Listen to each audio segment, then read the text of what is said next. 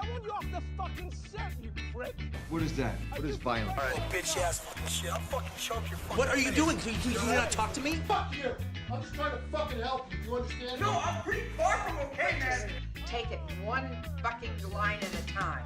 Yeah, I can't read it. There's no words on it. I'm gonna fucking kick your fucking ass. You know, shut up for a second, all right? Whatever it is, it's not right on teleprompter. I don't know what that is. I've never seen that. Yell at me. Are you serious? Let's not take a fucking minute. Let's go again. I don't know what. And let's not have you fucking walking in. Do it live. Who said that? I'll write it and we'll do it live.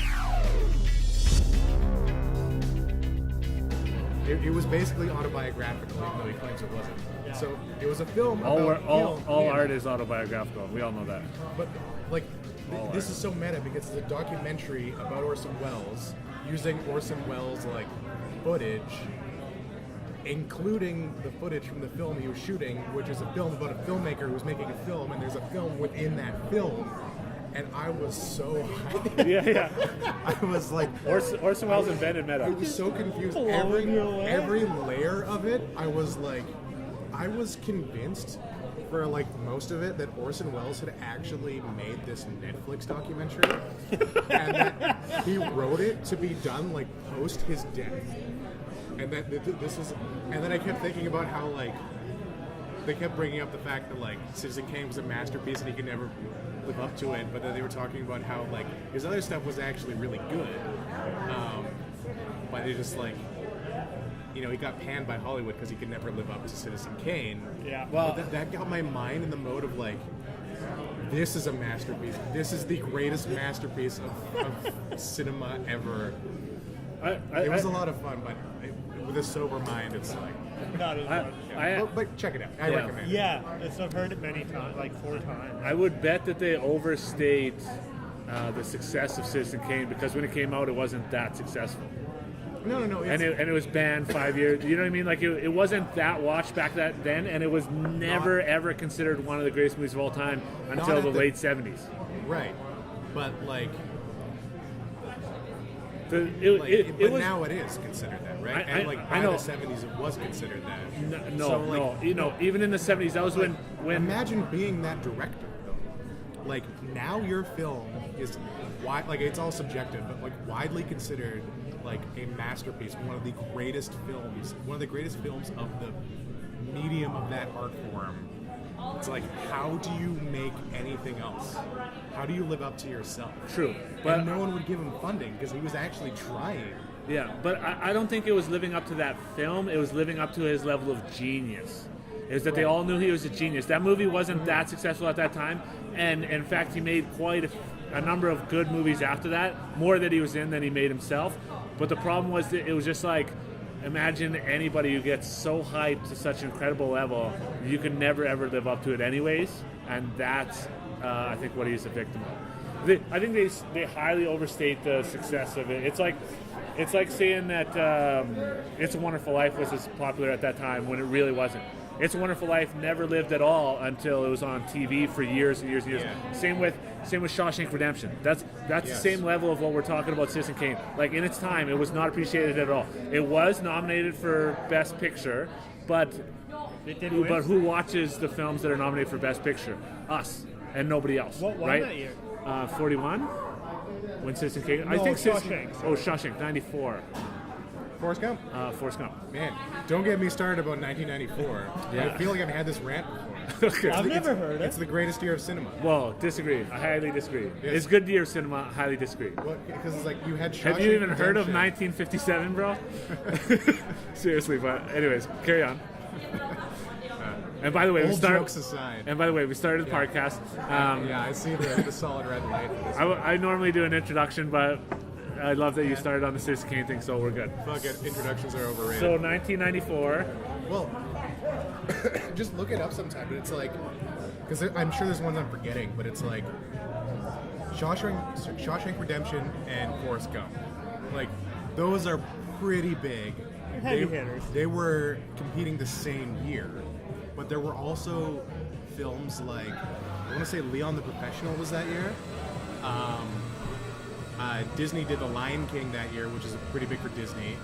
Pulp Fiction was that year. There's like, And again, I have this like, there's many more from that year. If you like just look it up, and it's like, But I mean, even that short list is like, yeah, that's a damn good year. yeah. 90. Hold on. Okay, 94. It's listing some things that I think is not 94, so there might be a little bit of. Anyway, yeah, Yeah. Forrest Gump won most of the awards, but in hindsight, I think a lot of people recognize Shawshank as being the better film. Definitely. Don't you? I have difficulty, honestly, because I think Forrest Gump is a phenomenal film. Yeah. However, Yeah, I don't feel know. like there's been a bit of a revisionist. I love them both. You know what I mean? Like they're both films I would rate a 10. I guess maybe that's my issue with my own list, is because like I said, when I was doing my Blu-ray shelf, I was just starting with films that I would consider a 10.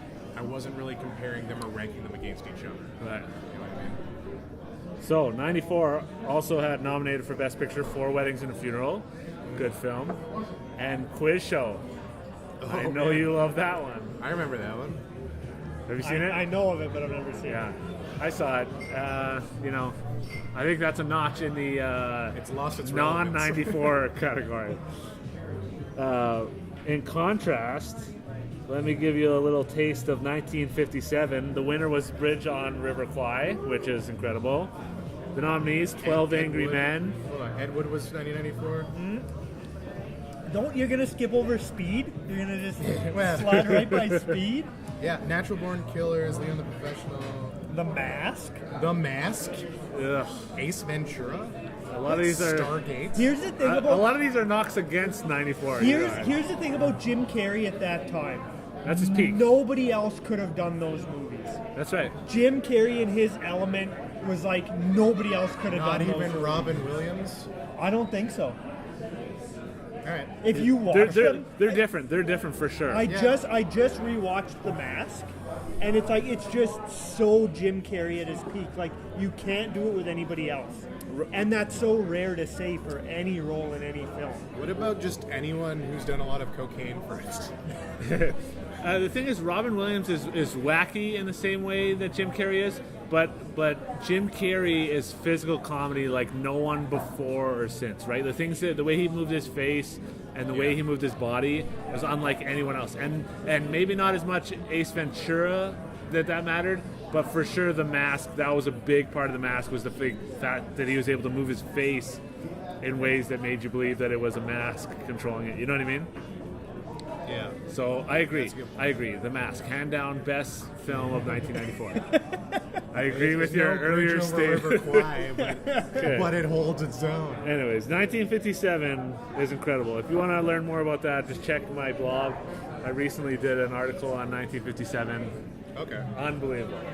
The top 10, the worst, the lowest film in my top 10 that year is this movie called Sweet Smell of Success, which is better than Quiz Show. It's better.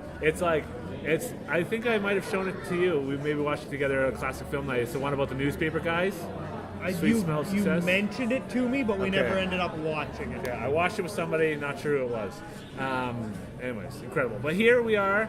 I'm here with Logan Vanghel of the Saskatoon Vangels, as we previously met, episode 1. Check it out. Terrible audio quality, but a great episode. Great content. So glad to have you here when we have slightly better audio. Not top shelf yet. We're working our way up there. This costs $300. You know, I'm not gonna go all out for a podcast that no one listens to yet.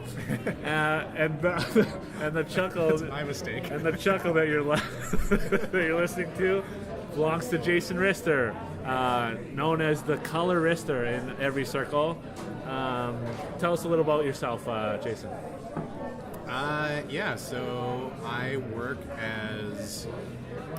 in production and post-production. In production, I work as a cinematographer, or just a camera op, or camera assistant, depending on the size of the project. And in post-production, I do assemble editing, and my main thing I do is color grading. Yes. I like that you have your resume voice. Yeah. Good. He also previews that voice on dates. Every time I go to a film networking event and I have to schmooze, I give that whole spiel. Like, this is who I am. Yeah, it's practiced. It's perfect. My spiel on networking nights is, who are we kidding? Me and you are never going to work together in any capacity. I'm a realist. What can I say? So, as with everyone that comes on the show, I want to introduce you to our listeners by way of your top films of all time. Now, you're one of those people who have a hard time putting a name on it. Yeah, but I wish I had come prepared. Yeah. So here's what I'm going to suggest. I'm going to give you 3 films. No, I'm going to give you, pal. I'm going to give you a right in the kisser.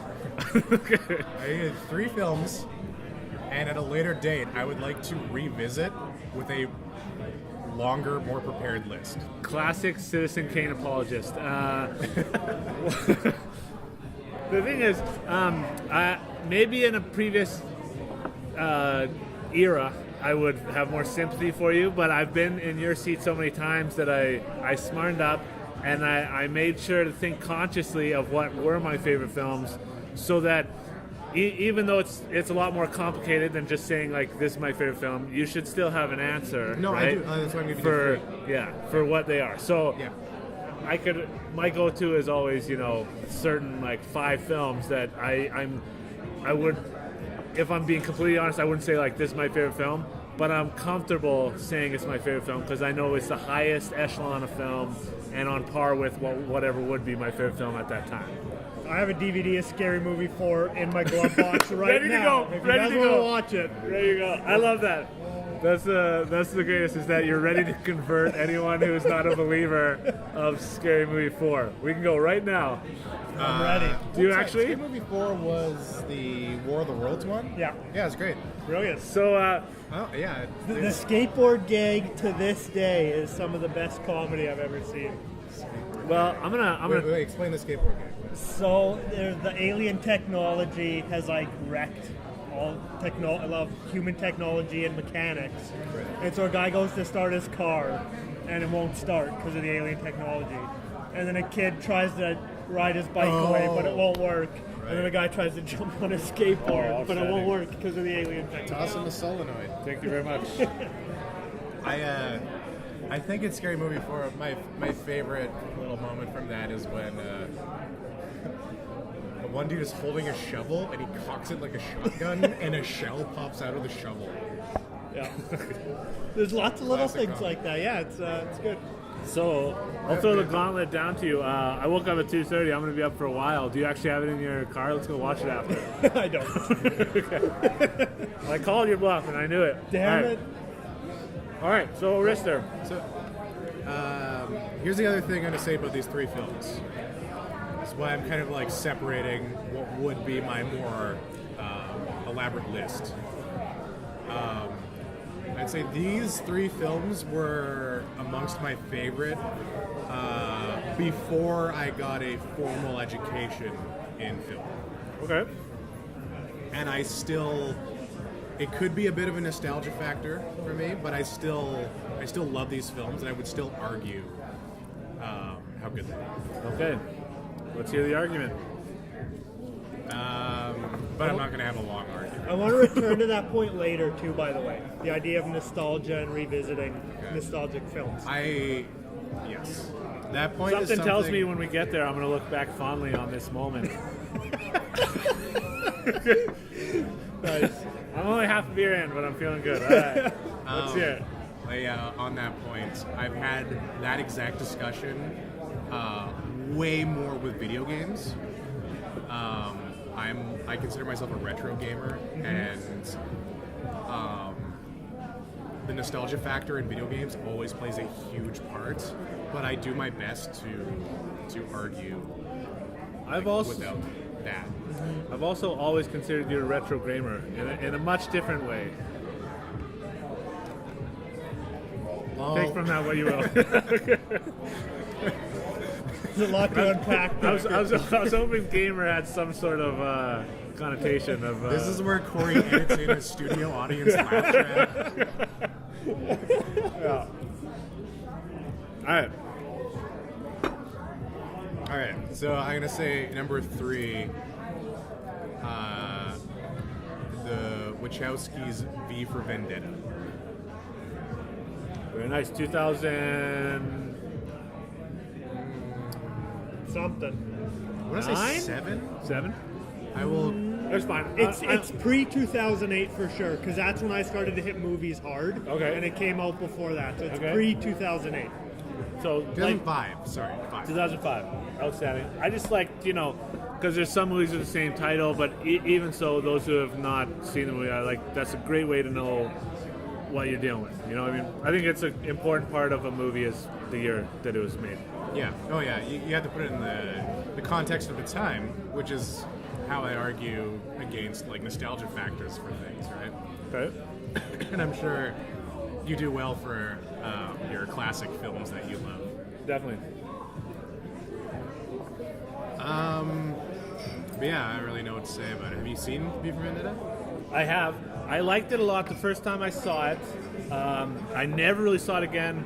Actually, this last year I was thinking it's been too long that I've seen it because it gets referenced periodically by people who like you love it, and also the thing with the anonymous and they use those masks for the. Yeah.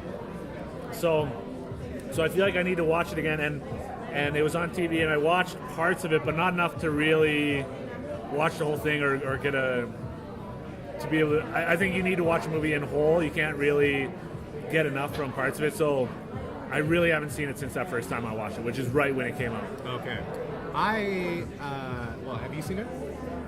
All I'll say about it is, You don't voila, in view, a humble vaudevillian veteran cast as both victim and villain by the vicissitudes of fate. Yeah. Yes. I also have that reversed.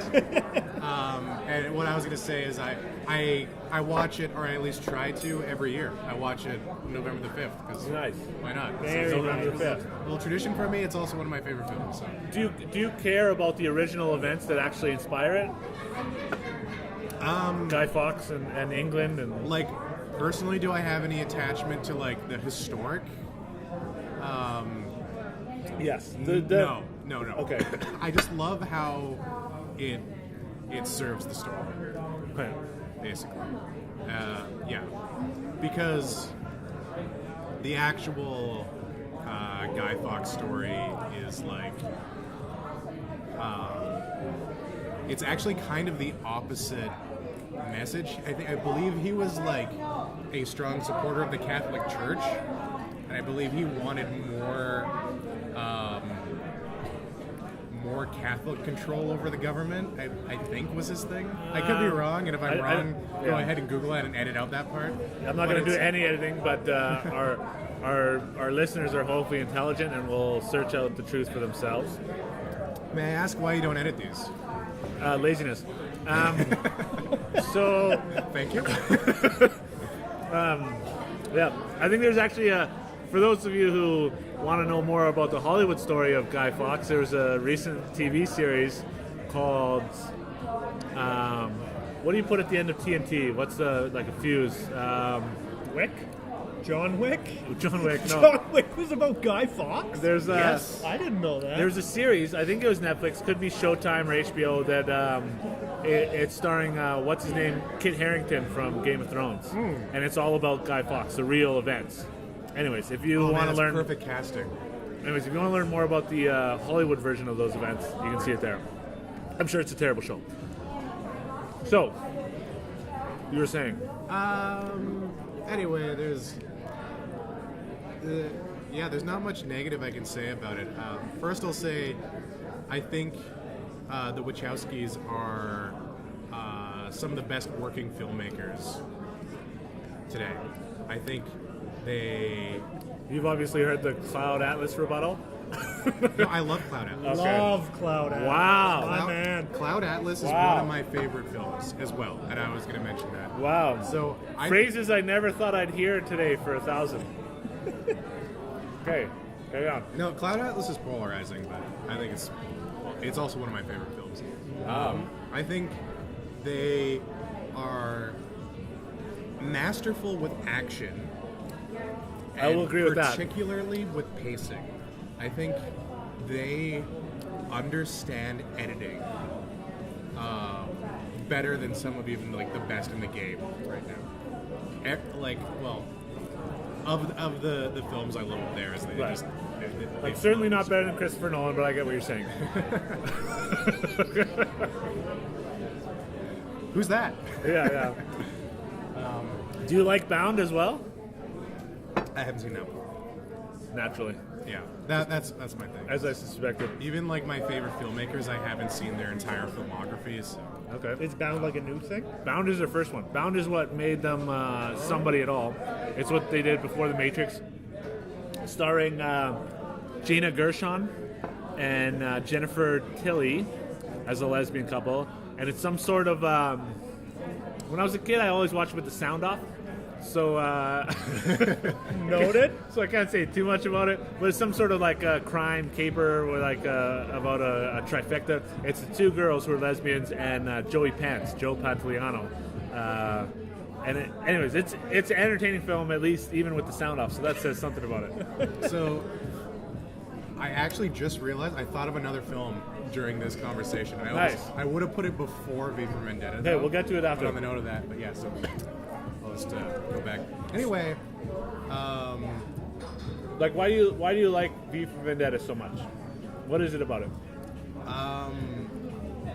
like everything. I guess like. Do you want another guilt penny? Yes, please. You're not gonna edit that out either. No, Okay. none of it. All right. I'm also What not, about this? exactly. I'm gonna ask this exactly. every 30 seconds. No, for the record, I'm never going to edit out anything you say, even when you stop to say, are you going to edit that out? I'm never going to edit it out. So just keep rolling. Even this? Yes. Anyway. I want to say something really, really bad, but I won't. 'Cause it won't be edited out. I don't have anything specific. He just- grasped the concept, though, right? So, as you guys probably know from our previous discussions and our post-credit review video, even when I tend heard of to analyze films, I break it down into its various parts, Okay. and I critique the overall craft of it. Right. That sounds extremely pretentious, I know, but like. It's the only way to do it. My point is the sum of its parts. So I've already mentioned like the action and the editing. I think are top tier. Who I directed V for Vendetta? The Wachowskis. Oh, I thought they only wrote it. No, Okay. they directed and produced it. Okay. The performances as well, as we already hinted at with the V monologue. It's like Which is Natalie Portman or who? Hugo Weaving, Okay. who is perfect for that character. Imagine being an actor and having to act like the entire thing in a mask, right? And like, unlike Darth Vader, a mask that never actually reveals, and you never have a speaking moment. That is not. I think he... Oh, correction. Fact-checked. Boom. Directed by James McTeague, according to IMDb. Really? Fun fact. So just written by the Wachowskis. But nevertheless, I do think... Well, they would have a certain degree of influence over that anyway. Certainly. I do think Hugo Weaving is highly underrated. I think he was so good in The Matrix that it's hard for him to get work as anything else because everyone sees him as Agent Smith forever until eternity. Yes. Well, yes and no. I mean, you could also argue that people see him as Elrond. Right. But I think the thing is, he disappears into all his roles with such fervor. That, Oh, he's so good. Yeah. Yeah, personally, I would consider him Codename V in everything he appears in. Yeah, I just think it's why he can't get like more work is all I'm saying. Thank you very much.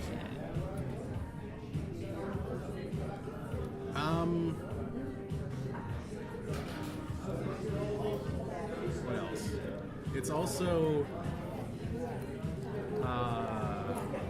one of my favorite quotes ever from the movie is people should not be afraid of their governments, governments should be afraid of their people. True that. And it's all about the power of an idea, right? Like National Socialism. Carry on. Are you gonna edit that out? Nope. That's a keeper. I might use that as the preview clip for That's this interview. The title of the episode. Exactly. National Socialism. How you like me now, Brackets, Rister? are you gonna edit that out? Okay, carry on. But yeah, I just love the idea that the character makes himself the literal symbol that represents an idea. Like Batman. Sure, yeah, but better. Okay, yeah. Cool. All right, number 2. Before we move on, I just Yes. want to ask, are you a fan of other films in that same sort of vein? Like fictionalized parallels to real world events? Well- is that like a genre you frequent? Not always, and my fear is that they can't be done in a way that's not like cringy. You know what I mean? Like this film is. It does that well, and it's emotionally compelling, and at no point does it feel like awkward or forced or too on the nose to me. I say that, but like I was a lot younger when I watched it the first time, and that's when I developed my love for the film. But like maybe if I tried to rewatch it with a more like experienced, more objective opinion, then like maybe I would disagree with that statement. But Do you see it as historical? Because I see it as like just straight fiction. well, yeah, it's a Yeah, like it's like fictional parallel to real. It's not. Yeah, I'm not saying it's based on true events or anything, but it's inspired in some capacity by true events. I think. Like it runs parallel to a real world event. You know what I mean? Yeah. Which is that? I don't remember actually. No, well, it's set futuristically, so it's like a warning. So I would compare it to something like 1984, right? 1984 was taking concepts of the past and making a dystopian future out of it. That's exactly what this is. Interestingly, I'll also mention that you can't forget that the protagonist of this film is a terrorist. Yet You heard it here first. Jason Rister, friend of terrorists. well, no. But that's the thing. It's like it's a film that like you don't feel like he's the bad guy, but he is committing an act of terrorism to The only difference between a terrorist and a freedom fighter is whether you agree with their ideology. Exactly. Okay, so he's a freedom fighter. All right. Thanks for clearing that up. No problem. Are you gonna edit out this silence? No. Why not? Laziness. Oh. Okay, so before I move on to what was going to be my second one, I'll backtrack to the other one I thought of when we were having this discussion. Number 4. One of my favorite movies ever is Almost Famous. Cameron Crowe. Yeah. But he's an example of a filmmaker who you can't consider him a great, brilliant filmmaker unless you've seen more of his work, because some of his later stuff is truly awful. Like what? Aloha. Oh, I was guessing if he did that one. Yes. Never seen it. That's Yeah, hilarious. it was awful, and I the whole time I was watching that, I really wanted to argue for it and redeem this, because I believe, because of how good Almost Famous was, Okay. that he's a better filmmaker than that. But At the Golden Globe Awards, they were talking about something related to like I don't know, like that issue of like whitewashing or whatever, and like ethnic people playing their ethnicities, and you could literally hear Emma Stone yell out, "I'm sorry!" yeah. Yeah, because it claimed she was half Hawaiian, half Asian. Yeah. Which she is neither. And in she was real 100% neither. But I don't have a problem with it because it's acting. But I do think it's funny how she did that and she gets in no trouble for it, which is interesting. Because, you look at other people from even bygone eras, and they get all kinds of trouble for doing the same thing. No trouble. Maybe That's Has it affected her career at all? no. I'm not So saying, I would I'm not call saying that- a lot of trouble, but I mean there was. that's I would almost, call that no trouble. that's minor almost an flack. entirely different discussion because I would also say we're kind of all over the place, but we'll get back on track with this discussion. But when we were talking about Cloud Atlas is actually 7 different stories, right? I thought 6 or 7 different stories Something like that. happening. I've seen it. Yeah, and they reuse the actors. And the idea is there's a unity of souls throughout each timeline, but they actually recycle actors in different storylines, and they play different genders and different races. Yeah. The only one they didn't do was blackface, but otherwise they had like whiteface and yellowface and cross-gender. For the record, I don't consider painting your face black to be blackface because blackface was a very specific thing. It's not the same as like if you just put white makeup on your face and pretend to be a white person.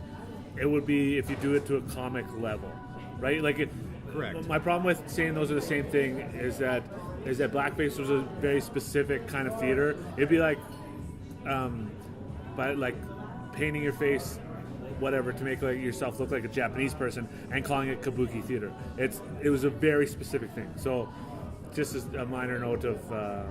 Okay, fair enough, but because of that, it's still very taboo to have any actor play a character of a different race. Yeah.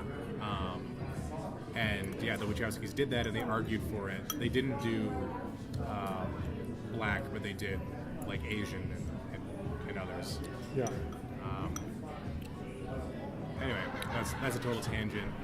Back to Almost Famous. Almost Famous is this is problematic by today's standards, but it's probably the first manic pixie dream girl film. But that aside, I love the story of like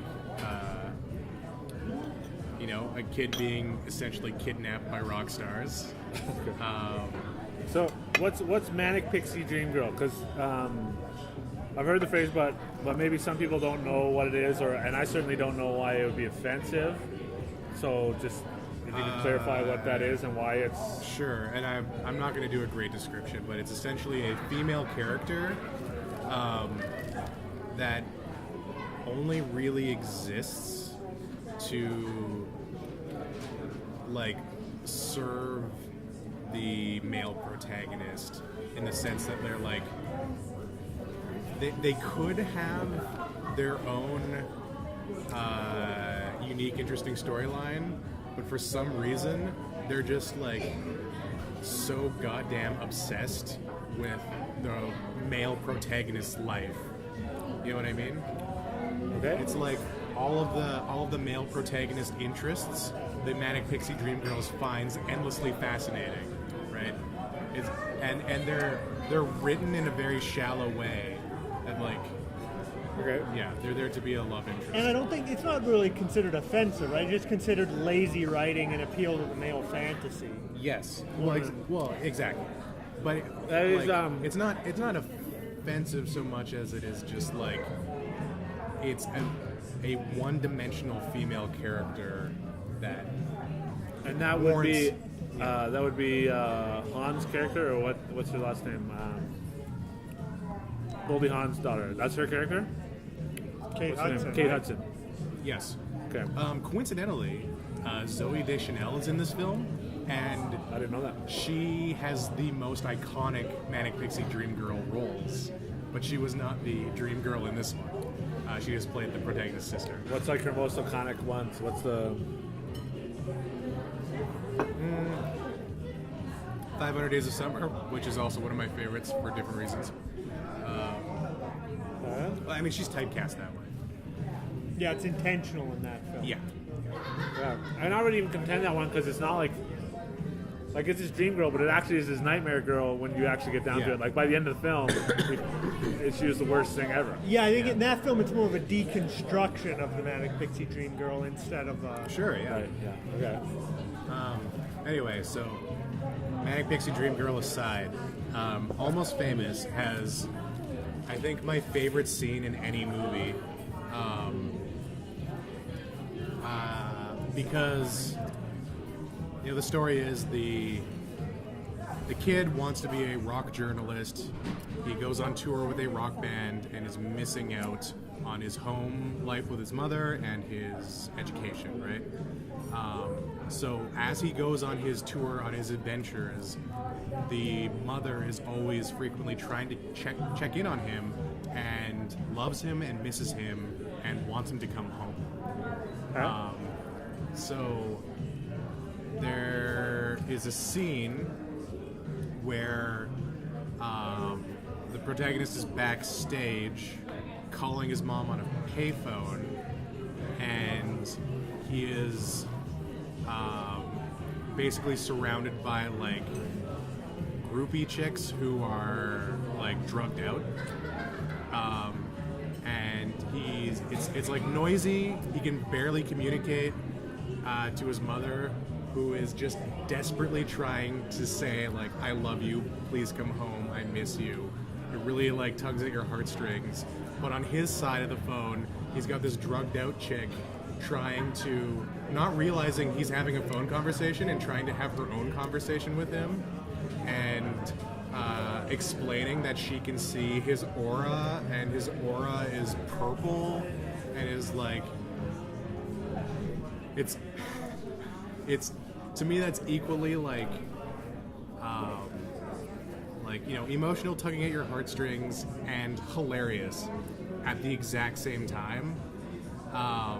And I think it's really effective filmmaking when a single scene can make you feel two emotions at once. So yeah, I always point to that as like being one of my favorite scenes, because like both sides of that phone call are like very effective. He nailed the emotional tone for it. Nice. Okay. How old is the protagonist in the film? Is he like 17? 16 or 17. Yeah. He's young, but he was like advanced, so he's supposed to be graduating. But he, spoiler, misses his own graduation because he's away on tour, which much to his mother's heartbreak. Who plays his mother? Do you remember? Yes. I forget her name though. Checking the phone, clearly doesn't remember. I'm terrible with names. That's why I keep saying the protagonist. Frances McDormand is the mother. Oh yeah, okay. She's all right. Married to Mr. Cohen. Yep. Mr. Joel Cohen? I don't know which one. They're the same to me. Same dude. Whatever.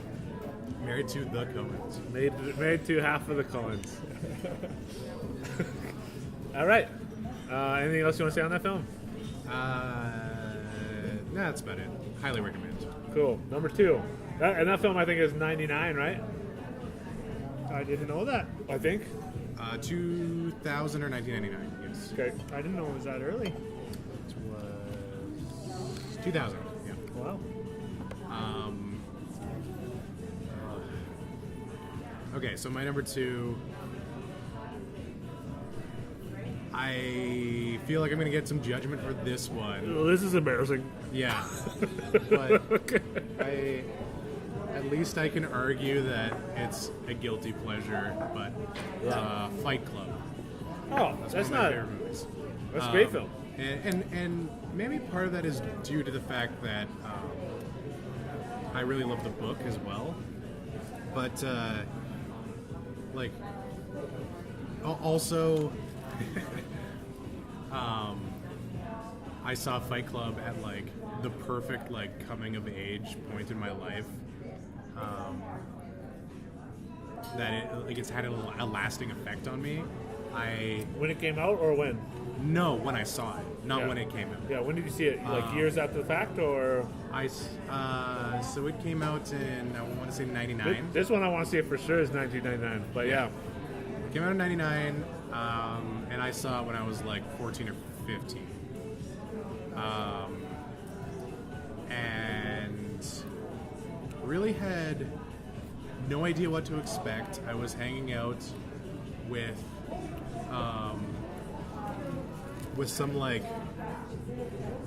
some newfound friends that were recommending we have a movie night and watch this cool movie, and Okay, so at one point in Fight Club, they talk about splicing a single frame of pornography into family films in like a projection booth, just so like for like a 24th of a second, everyone thinks they saw something, but they don't really know if they saw something. Yeah. But actually, Fincher uses that technique 4 times in the films. He doesn't splice in a unique frame, but he splices in Tyler Durden's character 4 times before we've even met Tyler Durden for a single frame. Right. And the first time I watched that, it was with somebody who like loved the film already, and actually was waiting with the DVD remotes. And I had no idea this was coming, but like he paused it on the frame. Wow. On the frame that, and like I didn't realize the significance of that until after, like the significance of that until after he played, and like just the timing of that is brilliant. But also just like, what a like a bold experimental choice to foreshadow something. And kind of like explain the technique in your own film, but after the fact. Yeah. You know what I mean? Do you know what scenes or where those frames were spliced in? Absolutely. I bet I could probably pause it on all 4 if we watched it. Okay, can you tell me though? I could pause it if we were watching it right now. I don't know. It happens once at the doctor's office, once when he's photocopying in his office. I think there's a second office one, and then once after he meets Marla and Marla's walking away down the alley. As she walks away, it's pulling focus back to the protagonist, but midway through the pull focus, they flash to him being in the alley for a frame, and then Nice. And then anyway, what are you guys' thoughts on Fight Club? I don't know about you. I fucking love Fight Club. I saw it in theaters 1999. I was 13, I guess, at that time. And my older brother took me to see it. And, like, when they first had the crazy sex scene, he's like, oh, and, like, covered my eyes. And he's like, just kidding. And then I was like, oh, I'm becoming an adult. Like, I'm able to watch some crazy shit. And at that time in my life, like, that was a crazy fucking movie to see, like, grade 7 or 8 or whatever age I was, like I'd seen lots of crazy stuff, but to be seeing this movie in theaters was like crazy to me. Like it was the first maybe adult like rated R or 18A movie that I saw in theaters. I'm not sure I've ever seen the full thing. What? I think I saw some of it while my brother was watching it.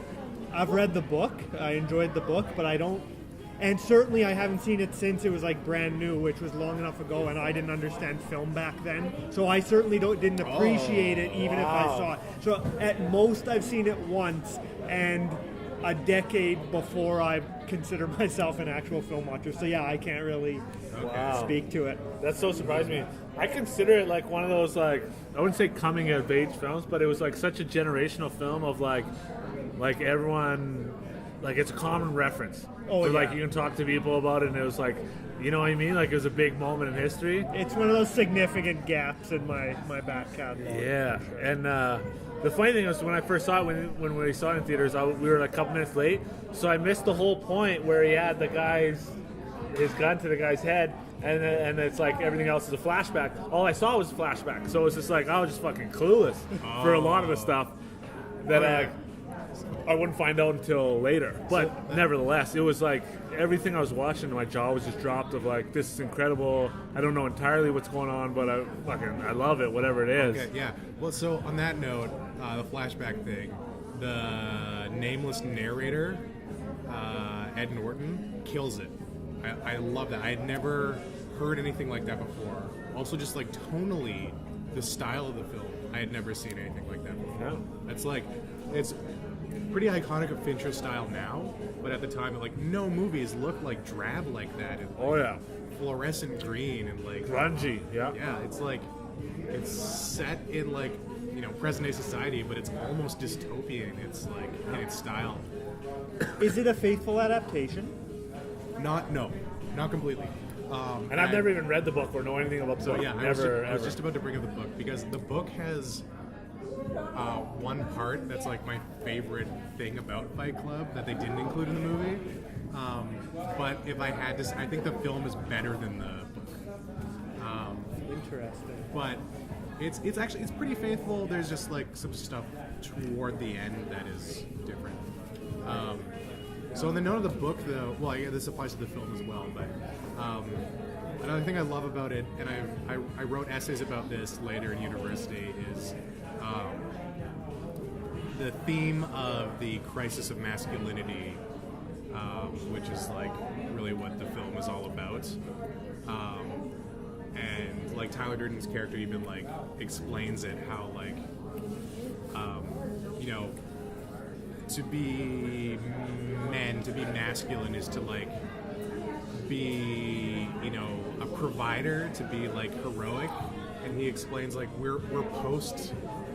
He says we're the middle children of history because like we have no great war.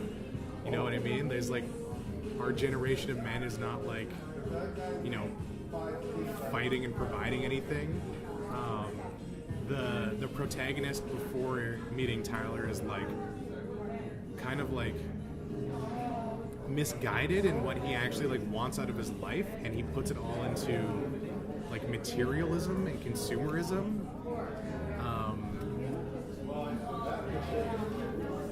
Yeah, and then the other layer to it is like Tyler Durden showing up and representing like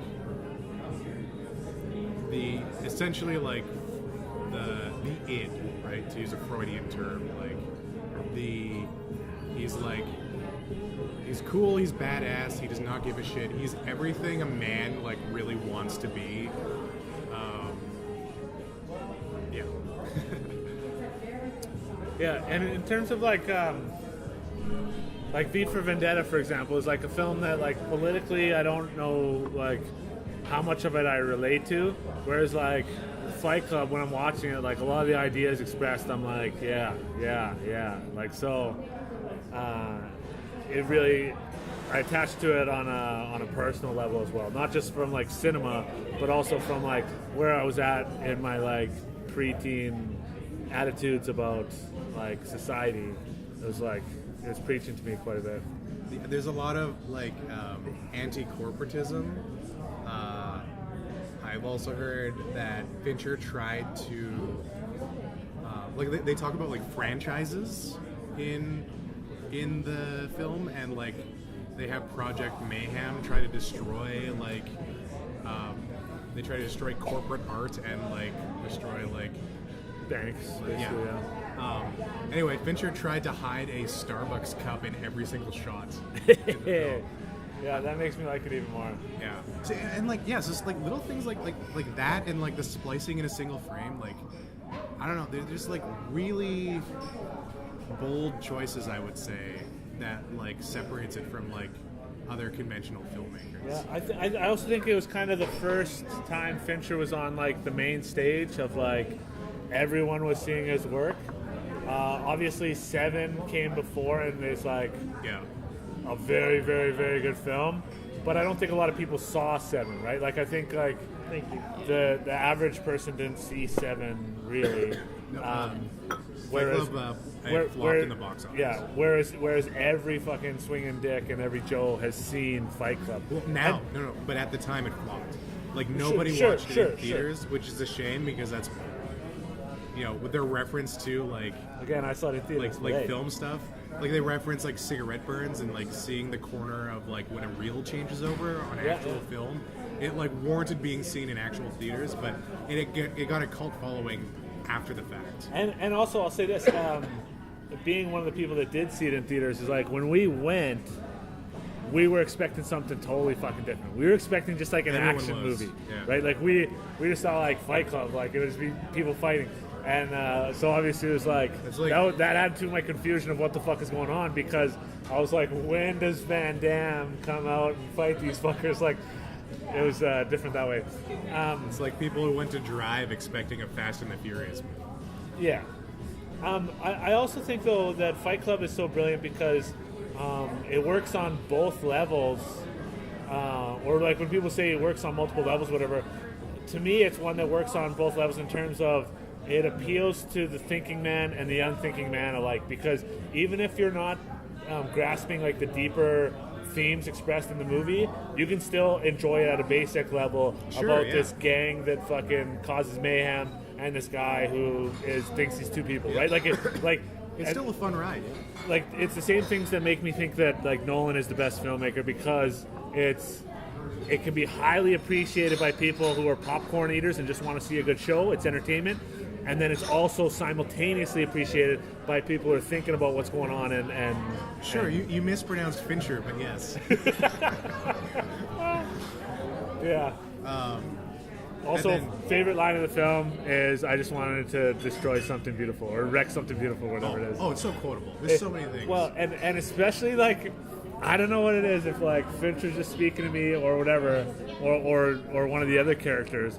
It was like Jared Leto's character was annoying me the whole time, and literally like the whole first half of the movie, I was just like, I just want to see this guy get his face pummeled, and then it literally happened, and the guy's like said like, yeah, I just wanted to wreck something that was pretty, and it's like, yes. It's guttural. Anyway, yeah. It's interesting that you thought you'd be judged for saying it though, because I do feel like, Forrest Gump is similar. I feel like there's like a New World sensibility that sort of changed the discussion about these movies. Yes. Part of it, I would say, the problem with Fight Club is like, I think it's kind of associated these days with like toxic masculinity, because it's like, it's loved by like every douche bro as well. You know what I mean? Yeah. But like fake news. Well, and I remember seeing an essay that like arguing for. I don't remember. I've seen people say like if the guy you're seeing says his favorite movie is Fight Club, like don't date him anymore, like shit like that. But that's fine. Anyway, before what are we saying about Forrest Gump though? About how it's. I feel like it's in vogue now to have a negative opinion of it. I've gotten that general sense from like online discussion that it's overrated. It doesn't like hold Citizen up. Kane. Yeah, you can't. I didn't know that at all, but I was one of the first people to hate on Forrest Gump. I never really liked it. You're the hot new thing now. Well, so I'm so surprised to hear that other people didn't like it, because for my whole life, everyone's just like Forrest Gump this, Forrest Gump that, and I was like, like. Anyway, so I'm surprised to hear that's the case. So my number one film is Forrest Gump now. So but I would put it up. I will comment. My favorite thing about the Fight Club book was in the afterword. He talked a little bit about his inspiration for writing it, and this guy that he worked with. Who's the writer? What's his name? Chuck Palahniuk. Yeah. So he talked about this dude that he worked with as a waiter, who was his inspiration, and I wish I could remember the name of this celebrity that he references, but they were waiters at like this huge black tie gala, and the dude was saying to Chuck, he's like, just watch this, just watch this, just watch this, and this celebrity had a spoonful of soup, and the guy bursts out laughing, and he's like, she just ate my cum. Whoa. Yeah, thank you. And that was like, wow, such a memorable thing in the afterword of the book. There's actually that's crazy. Yeah. Did they say who the celebrity? They do, yeah. They name, and it was like a pretty big name. I don't remember. There's actually been a few. I think he references a few celebrities in there. Side note: so that much afterword, for what you don't know can't hurt you. Maybe it's a different afterword, but the one in the book I have is post Fight Club the movie. Yeah, as was the one I read. Yeah. Yeah. So he goes on some tour anyway. He goes to some theme park, and there's like this performance, and it's the guy giving the performance is like, here are the rules. First rule is you don't talk about, and basically he was quoting the Fight Club lines to him, the writer of Fight Club, and didn't know who it was. That's funny. Because of how like culty the movie is, you know. Culty. And cult following. Yeah, but it's not really cult when it's like mass appeal. But I get you. No, but it's mass appeal. It's like you go down to fucking Farm Credit Canada, they've all seen it. Like, you know what I mean? Like, it's not culty. I disagree. I completely disagree. I would gladly take a poll of the people here. But somehow it achieves very... both. Like, it has mass appeal and that cult feel. Like I said, it was a box office flop. A lot of people have not seen this film. I think a lot of people had not seen it, but they have now. 1 out of 3 people at this table has not seen the film. Yeah. Well, which is but less than I don't know, 50%. you could say that, like, a lot of films have cult followings that a lot of people have seen now. Rocky Horror, for example. Yeah, Everyone sees that. and I No, think but again, that's not cult following because it's so massive. Cult implies that like most people don't even know about it. I don't think that's necessarily true anymore. No, I think I wouldn't cult say that. followings change because I feel like Big Lebowski's another one that it's a cult following, but also But everyone's seen it now. No, and that's the thing is that it's a major motion picture, so it can't have a cult following because it's made by a studio. It wasn't like some small release. I think Again, we're I'm older- disagreeing on the definition of cult No, following. that is what we were disagreeing on. And the thing is, I'm old school, bro. I'm but I'm older than you guys, and so I remember by a lot in my case. and I remember when this term came out, and it specifically referred to films that people didn't even know about, like people hadn't watched, and so Like to the have- Toxic Avenger. and like yes, and so I've never heard of it. cult following. Never heard of the Toxic Avenger? Me neither. Cult following. No, I have. Okay, but cult following basically. But I'm in a cult. Cult following means a film that actually has a following.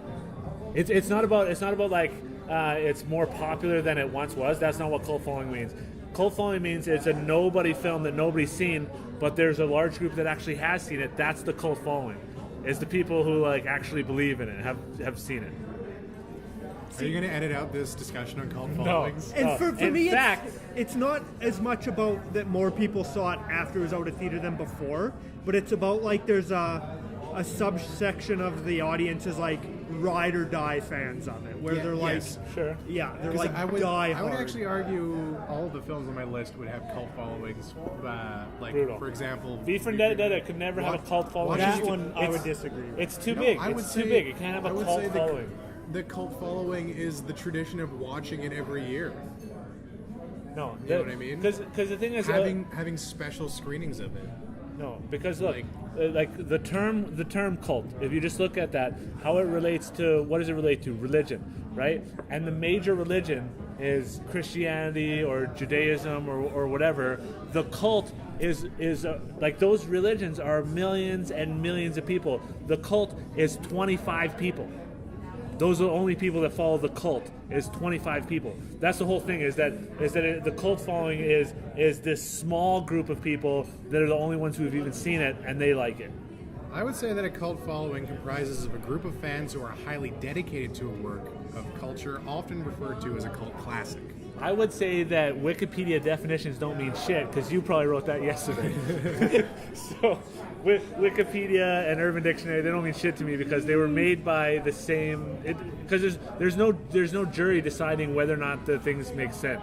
I would argue that the guy who didn't prep a top 10 for his episode probably didn't not prep a write. Wikipedia article ahead of time. He did for life. You know, it's like. Anyways, okay. Okay, so Agree to disagree. cult following stuff aside, last thing I want to say about Fight Club is the twist. What twist? There is a twist, and Spoiler alert. You're not going to I- say what it is, I hope. No, I'm not going to say what it is. But my God, it's like if you know about it now, maybe it's like, I don't know, cheesy or cliche, but I think it was extremely fresh and original at the time. Oh, yeah. And Definitely. I think it blew a lot of people's minds, and I don't think anyone was expecting a twist. It wasn't like a Shyamalan movie, you know? No one was like, oh, is this the twist? Is this the twist? It just had one. Well, and let's remember that the first Shyamalan movie wasn't known as like having a Shyamalan twist. That was the original, right? Yeah, but he made it his thing. And now people they expect a twist Yeah. from Shyamalan. I think only, well, okay. I think Sixth Sense had a twist, and I think The Village had a twist. I don't think any of the other ones really had a twist. The Visit had a twist. I haven't seen that one, sorry. Okay. Acknowledge. Unbreakable was Unbreakable more didn't- of a bend than a twist. I would agree with that. It's like way too early, and it wasn't like, it was, to me, that's much more of a, oh, that was incredible. I wish you guys had witnessed what I just saw, but you can't. Are you going to edit that out? It's gone, no. Lady in the Water, I think, was him going against type, so it doesn't have a twist, but it was meant But at that not point, to. people were expecting. Yeah. Airbender doesn't have a twist. Are you guys excited to see Glass? Yeah, more so than the average movie, but not as much as like true, genuine excitement. Yeah. No, actually, because I haven't seen enough of Shyamalan's other stuff too. Have you seen Unbreakable? I have not. Okay. So They're alive, damn it. It's interesting. Miracle. Unbreakable is my favorite Sick film of reference, his. Thanks. I think Unbreakable is the best one of his. It's so good, and so I'm kind of split because because I should glass you for forgive that. me, yeah, exactly. really, what was your sign? Because Split, I didn't really like. I didn't think it was like very good. But I feel like Split got the heat that it did because of the end reveal. And that was like, yeah, that elevated it in the public eye. Exactly. Otherwise, far more so than if it was just. exactly. I was never going to watch it except for I found out that it's the second Actually- one in a trilogy, and I love the first one, so I want to see Yeah. the third one because it's a return of the. This is a total tangent here, and I'm fine with tangents, I can't stop speak apologizing. with authority because, like I said, I haven't seen a lot of Shyamalan's work. But I've got a theory that in a few years, everyone is gonna like seriously hate Shyamalan because not all, but like he likes to portray genuine mental illnesses as spooky and scary. I think society as a whole is going to trend in the direction of looking back on those films and being like, that wasn't cool. That's why I hate society. Well, there's an easy solution. I also disagree because some of it he also makes into heroes, right? It's not just villains; it's heroes as well. So, anyways, what's your number 2, bro? The Fight Club was my number 2. Yeah, Fight Club. I said, what's your number 2? Who does number 2 work for? Corey, are you You gonna edit should- out the part where you don't know how to count? Exactly. You gotta know that the first rule is you don't talk about Fight Club, and you said far too much, my friend. So what's your fucking number 2? What's your number 1? Greatest film of all right. time, according to Jason Rister. The GOAT. And I stand by this unapologetically. The greatest film ever made is Scott Pilgrim versus the World. Fight me. Pause for reaction. You can't hear me, but I'm nodding. I think it's a good film. I am surprised at that. You think that is the best film of all time? I do. I've watched this film over 40 times. Every time I watch Is that this an actual number? Yes. That's more than I've watched any film. Really? 40? 40? I've watched Gladiator a lot, enough to memorize every single line. I've not seen it 40 times. I'm embarrassed to admit I once endeavored to watch 300 times, and I had a blog dedicated to it. By the end, he hated the movie. I only reached 59. That's amazing. I'm going to watch Wow. 500 Days of Summer 500 times. Wow. A lot tougher than you'd think. I think once you get over to like 20 times is like psychotic. How can you get up to 49? 29, I know the film better than the people who made it themselves. No, that's how I feel. But like every time I watch it, there's something unique that I didn't pick up on before. This film is a rich text. Like a hidden- PA walking in the background of a shot? Yeah. It's got hidden symbolism. So here's my story about seeing Scott Pilgrim versus the World. So This movie's only been out for like how many years? 2010. So it's only been out for 9 years. You're telling me you watched it over almost 5 times every year? Yes. Yeah, that's not an inaccurate Fuck estimate. me, man. You gotta get out, Rister. I got friends. Well, hey, it's number 1 for a reason. And I've got friends who love it too. Whenever we hang out, we end up watching it together. Wow. Sometimes with commentaries and stuff, but Your own, I imagine, because you know it the best. Anyway, so here's my story about the first time I ever saw it.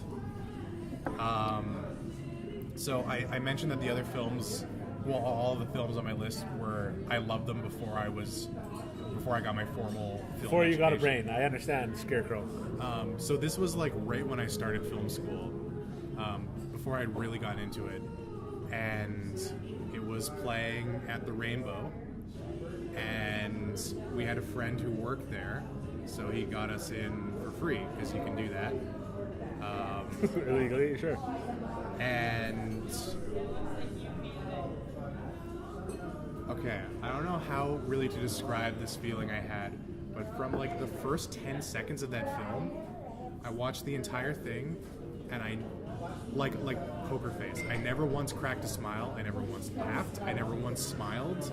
I was angry because I was so overwhelmed by how good it was, and that I would never compete with this film. Wow. And that's Have you ever that's had true. that feeling? Yeah, I can empathize I with was that. like, why am I even trying to be a filmmaker? I'm watching perfection.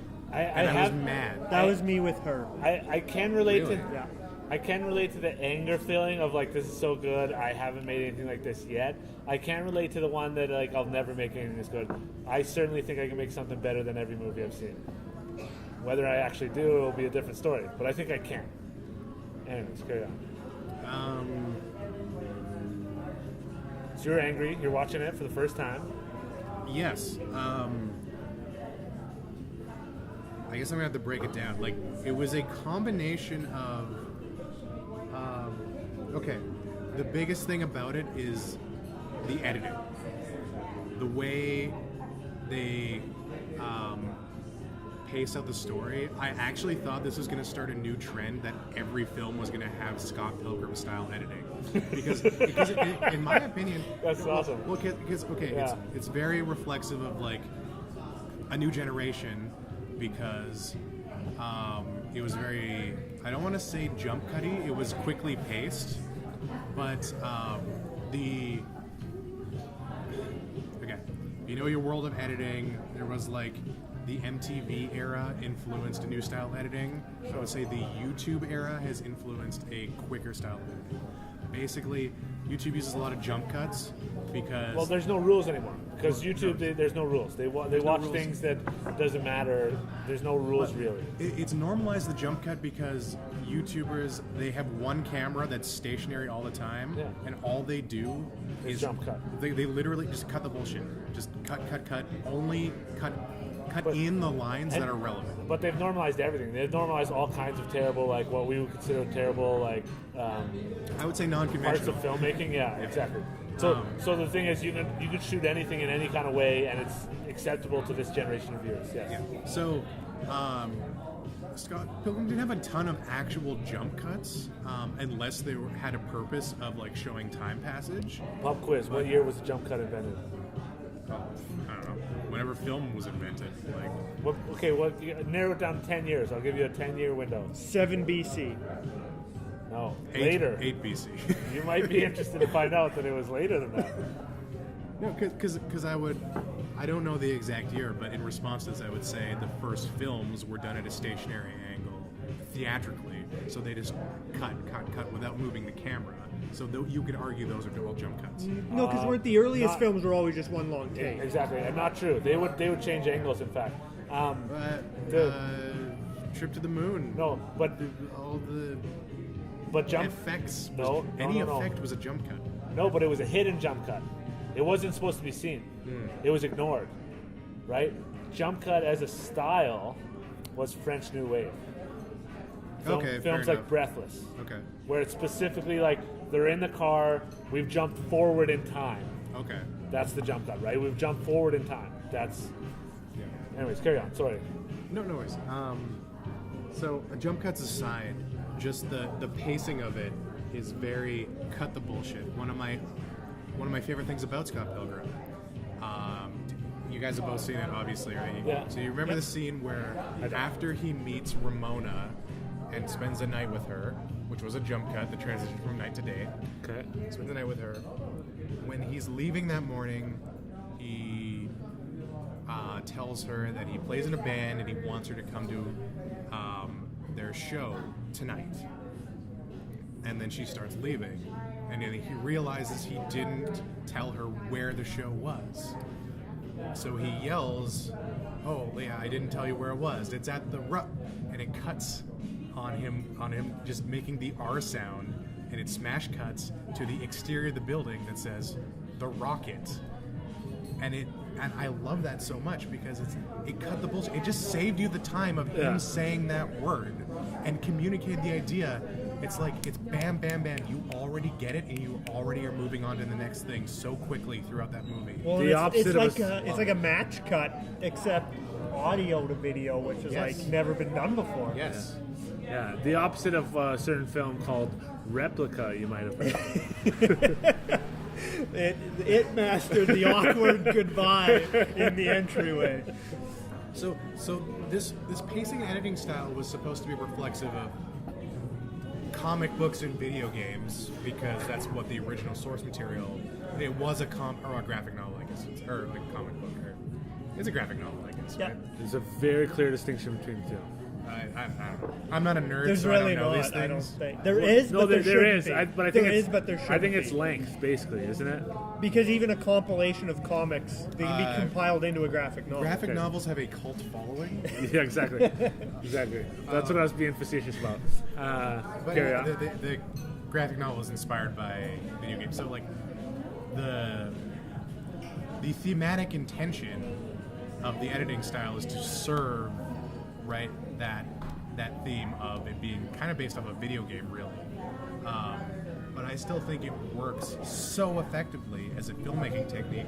I thought that like Edgar Wright could write a manifesto that defines this editing style, and just like future films could just follow it. And I really thought that could just be a trend. Think of what a trip that would be if all films were edited in that style. That'd be fucked up. They could be like. No, they could be, but what if they were? Like, for example, this is if you're familiar with the former social networking app Vine, which was, it just boiled everything down to 6-second video clips. Yeah. So you had to communicate a lot of unique concepts in very limited time. Or communicate nothing at all and still have success. Well, yeah, some of them totally did that. I don't disagree with you. Yeah.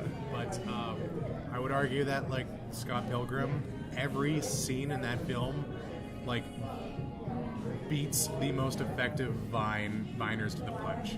Like using like audio, like symbolic symbolism to communicate an idea. Symbolic symbolism, you heard it here first? Yeah. Sorry. But audio symbolism is my point. Yeah. Just to communicate an idea almost subconsciously before you've even had a chance to think about it. You already know what it's talking about, and it's already moved on to the next thing. Can you give an example? Sure. Well, like the most frequent example I give for this is just the cash register sound effect to communicate the idea of money. That's just doing that cha-ching is always faster than like any other symbol related to money, right? Yeah, you learn about economy really a lot in that film, eh? Like what you can get away with, how little you need to actually tell the story. Exactly. Yeah, with the right shorthand, you just get it. And it's full of like dings and like video game sound effects to imply that a character understands or doesn't understand something is like literally corresponds to video game sound effects. Interesting. I'll have to watch it again, actually. And there's something inherent about like a success sound or a failure sound, even if you're not necessarily an avid gamer, you still get it. Yeah, Yes, yeah. totally. But They are universal, you might say, the aka the opposite of cults. the other layer to that is like all these things are references to real world stuff. So if you like appreciate a subtle reference to something, there's so many goddamn references in this. It's like it's hard to keep up with.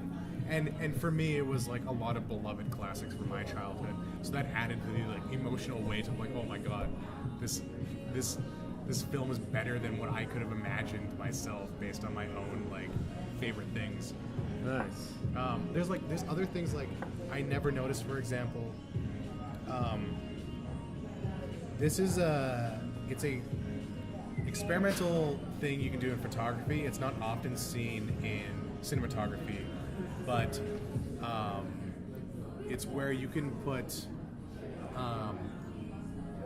a cutout shape in front of a lens to change the shape of an out of focus light, like the bokeh or however Right, it's sure, pronounced. yeah.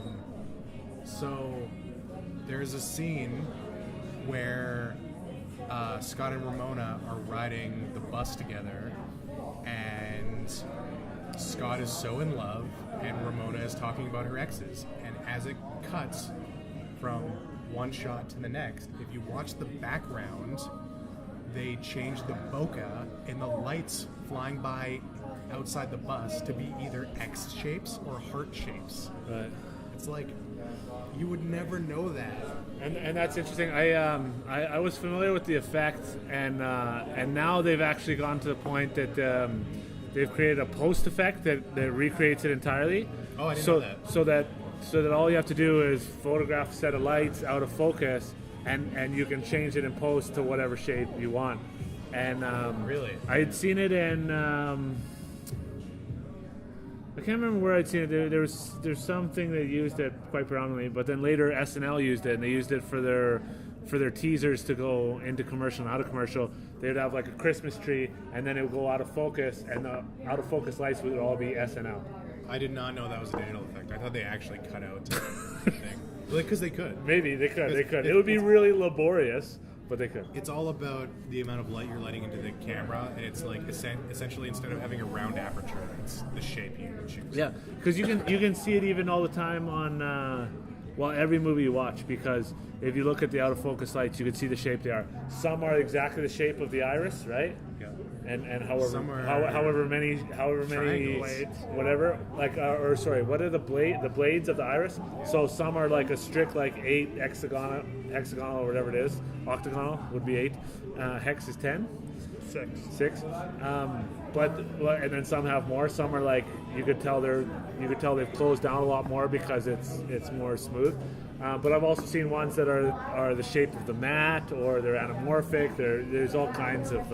Some only have 3 blades, so they're kind of triangular, which is a notable feature of the Filmpool's Super 16 Zeiss lenses.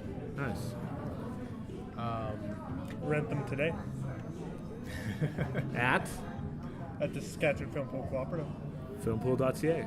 Maybe? That's Filmpool.ca? Yeah, Filmpool.ca. Oh, nice. The opinions expressed in this podcast are those of Gord Pepper and all his employees. Whoa. Are you going to edit that out? No. So it's interesting that you talk about references. So I talked about I had a podcast, which would be 2 podcasts ago now, with a couple horror guys, JC Moffat and his friend from Quebec. And we were talking about Mandy, which I believe I saw with both of you, right? Ugh. Right? Unfortunately. The most overrated film of the year. Well, it was his favorite film of the year, and he's thinking of adding it to his all-time. And what's really interesting is, obviously, I felt differently than you guys. I liked parts of it, although I thought it was largely without a plot, which makes it pointless. But he was pointing out how it has an incredible amount of references to horror movies. And at first I thought he was like just bullshitting me.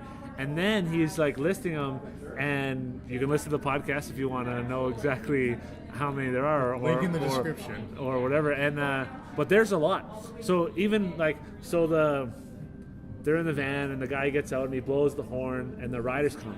Well, that's a direct reference to Hellraiser. And like, and the thing in the trailer with the black guy, that's clear reference to Predator. Anyways, and he's showing me all these ones, and it's like there's actually a lot. So he pulls out the chainsaw, and it doesn't start. That's a direct reference of Evil Dead. And then like it all actually, almost every scene is like reference to some other movie. But it begs the question: why not go watch those better movies? No. What I said was You that. can say that about a lot of Tarantino stuff too. He pays homage to a lot of classics. Right, and It's not the homage that's the problem. It's that the package as a whole in a Quentin Tarantino movie is worth its own, whether you get the references or not. But some people in Mandy, there's no redeemable value. Say he pays homage so much to the point that it seems like he's just ripping it off. Exactly. He's just filling scenes with other movies' scenes instead of his own original ways of communicating those. Exactly, and that's why I have a problem. Is I'm all fine with like paying homage to another film. Once you're like ripping it off for your own gain to make your film better, then I kind of have a problem with it. So that's where I would draw a distinction between paying homage and references, because a reference can be something as simple as a quick sound effect and not affect the way you shot a scene, whereas like paying homage is like, no, you're framing it this way, so it's just like that scene. Right. So, and this is what what raised the film in my estimation a little bit, is that it was clearly homage and not stolen, because if it was stolen, it would have given the film a better value, which might have made you guys enjoy it. You know what I mean? Whereas, so we didn't like it, but the people who actually like those kind of movies, they fucking loved it. So that makes me think, yes. It's like true homage. And I have, this year, I have held myself back from like getting into Facebook arguments because so many goddamn people put Mandy in their top 10 this year, in like top 3, and it's like, do you guys realize how unmotivated this entire film plot is? Yeah, but so, and what I said to him is like, what that makes it is like the greatest fan film of all time, because that's like what it is. It's like pretty much. It's like what, and I've thought about doing it, which I make. I would rate that as slightly less than real art. It's kind of how when I was younger I loved spoofs, like comedic spoofs, and now that I'm older I fucking hate them, because I think if you're a real artist you create your own stuff instead of just making a copy of somebody else's, no matter how funny. I think if you're a real artist you'd make your own comedy and not just a spoof of, you know what I mean? Yeah, you don't need that crutch of familiarization. Exactly. It's harder to make your own thing from scratch than to make fun of somebody else's thing. So I do rate it slightly better now, but I do think it's still like a fan film. But it was very interesting to hear, obviously. I'm going to see if it's in my bottom 10. I'm curious. I think it is. It is in my bottom 10. But I might raise it out for sure. I can't remember what it was. Now that you've seen Welcome to Tomorrow.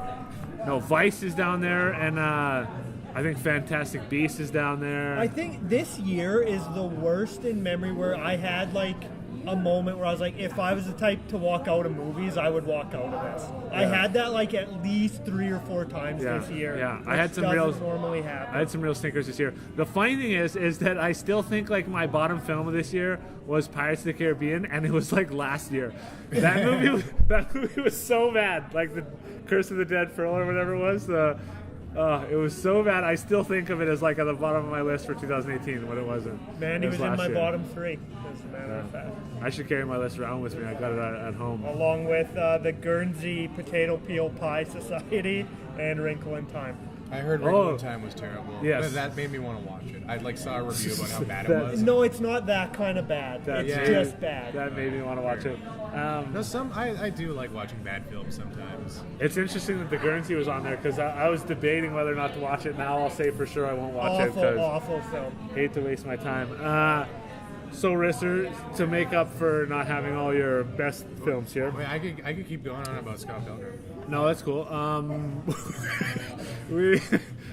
Tell me what were some of your favorite films of this year? Although I want to have a podcast where the group gets together and we can film it or not film it and talk about the films sometime in March or something closer to, or after February 3rd, or after the Oscar noms for Best Picture have been listed, and I can watch whatever I need to watch to be up to date.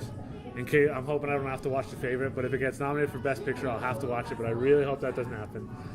Do you see that one? I haven't yet, no. Please don't. And I loved it.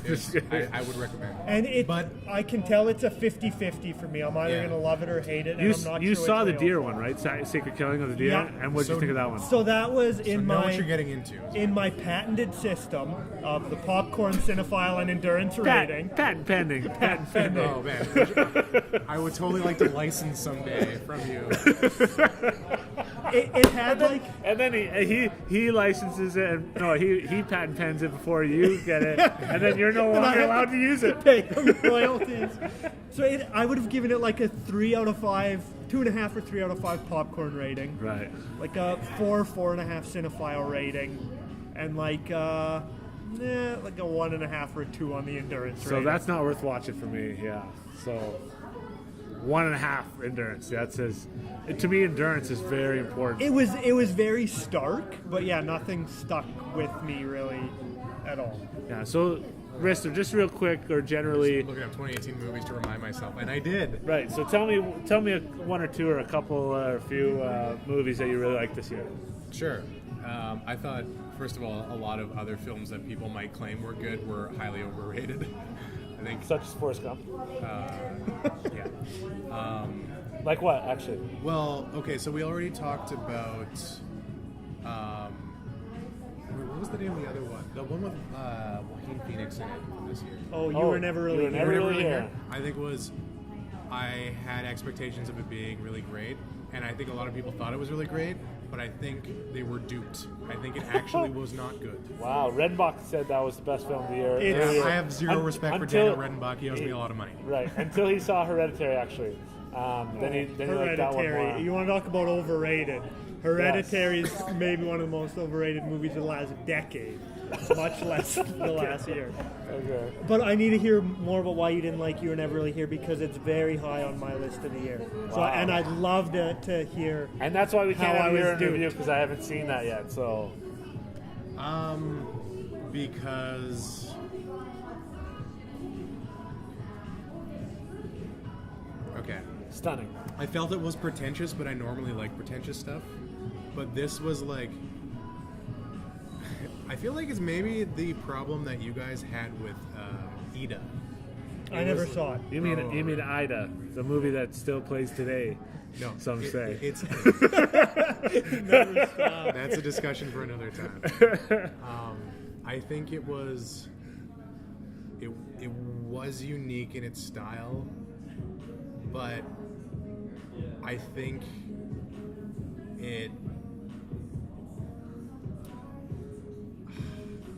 I don't know, it seemed unique and it seemed emotionally compelling, but the more I think about it in hindsight, the more I'm like, I didn't enjoy this. I didn't enjoy it. Like, it actually was not as effective in being a good movie than I think the movie thinks it was, and that a lot of other people think it was. Interesting. Stupid movie. Sorry if that's vague. Yeah, we're doing good. I can get the bill all on one. Yeah, I don't agree with any of that. That's interesting. We can maybe talk about it more. Yeah. Yeah, we'll talk about that more at our year in review. Episode 7. Coming Episode up. 2, post-credit reviews a year later. I can mention 3 from this year. Okay, let's hear it. Number 3, I gotta mention Infinity War. You thought that was good or overrated? That was amazing. I thought it was the like you know, as far as a blockbuster superhero movie, it's been the past 10 years have been building towards this. Yeah. And I feel like they delivered. It was good. It was very balanced for like As all things should be. Well, no. I think the issue, what I was afraid of for Avengers 1 was like, how are you going to balance a film with this many protagonists of other stories, right? And in that one, which was Infinity War, is it's 10 times more. There's 10 times more protagonists and above the line actors in that one. Carry on. Anyway, I think they had a lot of pressure to deliver, and I think they nailed it. For a superhero blockbuster movie, I think it was balanced perfectly, it was paced perfectly, it was what all the fans were hoping for, and it made me excited for the next Avengers. And just the understanding that like this is the culmination of a cinematic universe, a very bold studio choice to have a continuity between 10 years of films, to have it all, you know, amount to this. Yes, please. There you go. Thank you. Yeah, you guys have a good one. Yeah, you too. I recently rewatched it with my in-laws, who don't keep up with the Marvel Universe, and it really made me appreciate all the weird comic book nerd type stuff that Marvel has been able to make the general audience watch and not bat an eye at. Like, because they were constantly like, oh, who's this? What's that? And to be like, oh, well, that's like an Asgardian god in the middle of a neutron star, like forging a blade to kill a... Like, all of this weird, super nerdy stuff. It doesn't matter because you're along for the ride. Yeah, exactly. You're already having fun. It's already... like you're on the edge of your seat. Yeah. They've got a great tone, which makes all their movies highly watchable, and they keep it throughout the Avengers and whatever. And even if it changes a little for Thor: Dark World or whatever is going on, especially when it's an Avengers movie, you know exactly what you're going to get. I think it's, I'm not going to say like revolutionary or whatever, but I think it's like pretty groundbreaking and very like exceptional of what they're able to do in terms of actors. So back in 19 whatever the fuck, there was this movie called Around the World in 80 Days. Have you ever heard of it? Yep. But the original, not the Jackie Chan one, the original. And that movie, which is kind of a little known, is actually created the cameo. Is that was the first film to get big actors to do tiny roles because it was a gag, because it would be funny or cute or interesting to have this big actor in a small role. Whereas before that, that level of actor would never accept such a small role. It's ridiculous. It's beneath them. Well, now, so the original was 1956 was that year, and the guy who did it, the guy who orchestrated it, was Elizabeth Taylor's husband at the time, and he died shortly thereafter, like I think a year or two after. Anyways, but so that changed the game because obviously cameos became a huge thing in the world of Hollywood, and now this is kind of a next level, as I see it, because It's not cameos. It's no. This more is my fleshed out. no, but this is my point. Is that but it's more than cameos because. Can you ever imagine having this many A-list stars, the highest level of stars in Hollywood, it's crazy, all in the same film, sharing screen time, having only maybe such and such number of lines? Like it's not even a cameo, right? It's different, but it's also it's an unprecedented level of participation of huge stars in a big film. I would say all these people carried their own films by themselves and then came together to do this more, which is I would say they were all contractually obligated, but that's still still delivered. Yeah. They all still really believed in the vision of the overall cinematic universe.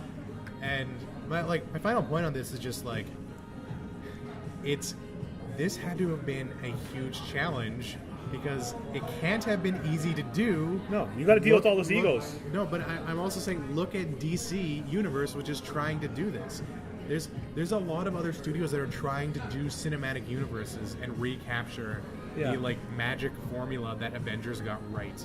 That's it's very impressive that they achieved this. Yeah, any Avengers movie that comes out, it's not going to be like a perfect 10 out of 10, but they're all good, and you know they're going to be good. Right? You're going to have fun. They're going to be fine. Like I would argue, Age of Ultron is lesser than 1 and 3. I don't think it kind of had the same. But I mean, like literally any individual Avenger Oh, that's movie. fair. Like I had no idea what to expect for Black Panther, but I was like, I know this is going to be up to a certain level of quality, and it was. It didn't blow my mind, but it was good. It was a fun time to see. And I would also argue that DC, their work is cut out for them because they're coming after the fact and you're trying to recreate something that someone else has already done, which is inherently difficult, right? Especially because the people you're trying to do it for have already seen the good. It's like me doing whatever and I make it really good, and then you come along and try to make the same thing. If it's not as good or better, people aren't going to like it as much because the bar's already been set. So it's easier in some respect to be the first. Citizen Kane is already made. How do you top that? Yeah. You still have 2 more contractually obligated references to Citizen Kane in this podcast, so I look forward to them. I also think that's the best thing about How I Met Your Mother, by the way, is the slaps. Is that that was one of my favorite episodes when it happened, and then the fact that they're going to delay it for throughout the whole series is awesome, because whenever it shows up, I'm so happy and excited. Yeah. It's that's the greatest line. The ultimate execution of a callback. That leads me into another tangent, if you'll. I love tangents. Just stop saying the word tangent on my podcast. Okay. Tune into my podcast, Tangents. Okay. That's good. So, okay. There's a lot to be said for establishing patterns and pattern breaking. I feel like that is the essence of all drama and all comedy. Yeah. Right? Comedy is usually just you set up a pattern and you break it. If you boil it down to its simplest, right? Definitely, yeah. Even drama in some respects. And I think there's a challenge of sometimes you can tell a viewer exactly what to expect, and they know exactly what's coming, and it can still be very impactful to them. And the reference I always give is, if you've seen Mulholland Drive, Yes. When the guy peeking around the corner? Exactly. Fuck me. The build up to that. That was the only. That was you know what's coming.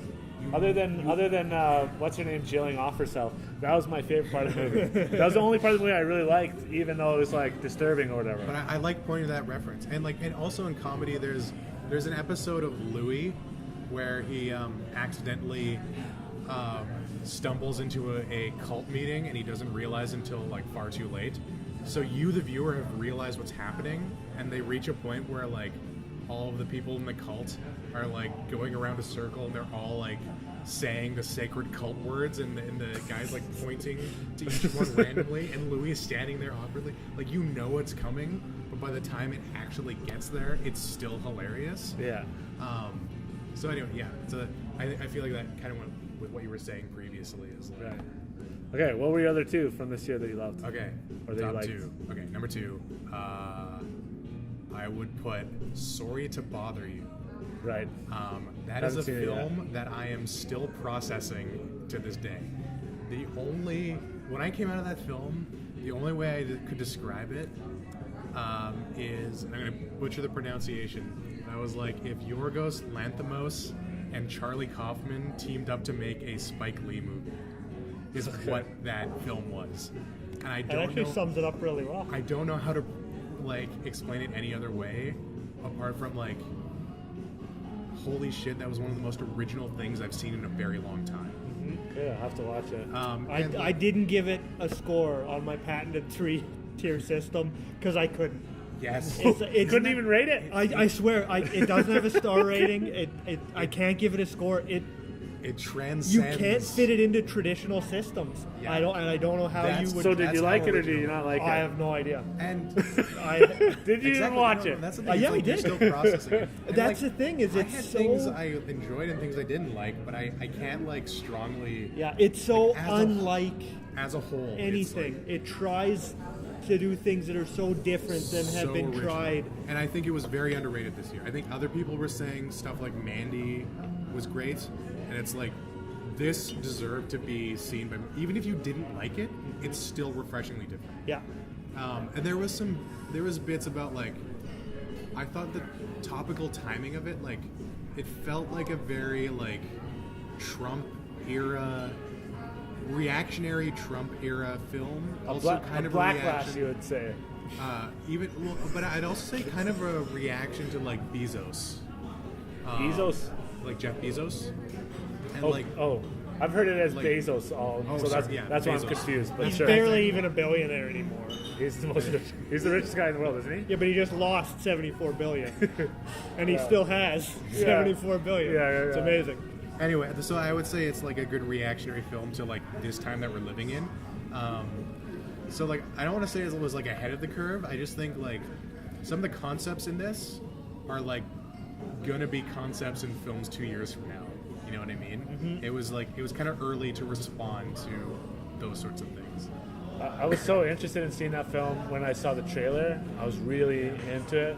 And The trailer doesn't do it justice. And then some of the news that came out about it was funny because, like, I like Spike Lee, and he's a racist.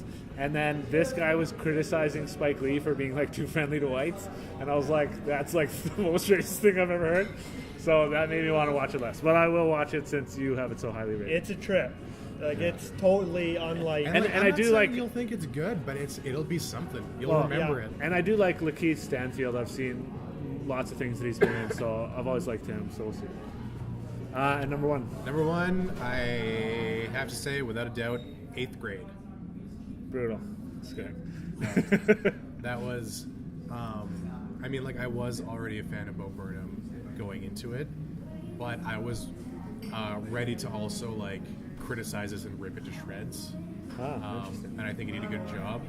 I think the magic that, what's his name? The 16 Candles, like, Breakfast John Club. Hughes. The magic that John Hughes captured with coming-of-age movies in the 80s, this is, Unmatched, I would say. well, no, but I would say this is like the modern equivalent. Right. I think he nailed the tone, and which was kind of his intention. If he nailed the tone, it also makes me kind of sad because it was a really depressing film. So our youth are fucked up if that's the case. But I think that's true. I think it is, Could be. to an Could extent. very well be. The idea of like really, really grasping the awkwardness of that age, that coming of age in a person's life, the like, as Bo Burnham describes, like the puberty you're going through is another layer. Like your body is exploding. You're super self-conscious about like everything about yourself. You know, your personality, your body, your friends you're making, the new friends you're going to make. You know what's on the horizon. You know, and I thought it was beautiful to have the protagonist do like a self-help advice video blog for someone who is like just learning this herself. Yeah, exactly. Yeah. And on that note, I would also say there's a lot of things that are still relatable as an adult. Just awkward things like with meeting new people, like the scene where she is super excited to like hang out with cool high schooler people at the food court at the mall, and that scene where she like meets up with them, and the high schooler is like, "Are you hungry?" And she's like, "Oh, no." And then she's like, "Oh, we were gonna get food." It's, "Oh yeah, I could eat." I feel like I so empathized with that feeling. Even meeting new people as an adult, I feel like I still kind of get that way. Yeah. You know what I mean? But it's like amplified at that age. So I thought it was a beautiful story. And sorry, the other thing that just came to mind too is one of my favorite tropes. This is also in Almost Famous. But single parent with a heart of gold. Okay, yeah, that was my favorite part of 8th grade. Was the father was very entertaining. I just love what an example of like effective subjective filmmaking is.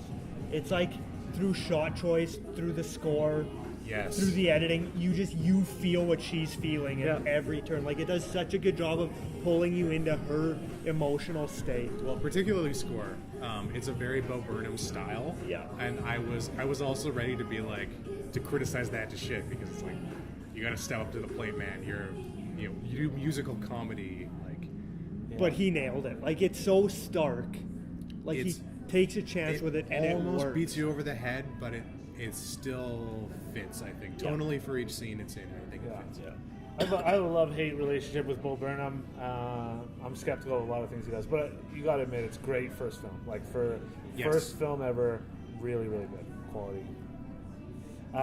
Okay, the last thing I wanted to ask you about before we adjourn is what do you think the most important part of a film is? Most important part of a film? Yeah. What's the most important? Whether makes I film, personally like it or not. That makes a good film, and is the first thing that makes a bad film a bad film. Did you ask me that? No, because I was gonna say, what did I say? No, just kidding. I don't remember this. No, you can think of an answer too, please. I've got two answers. Okay, that's a very difficult answer for me because I am very much a sum of its parts sort of guy.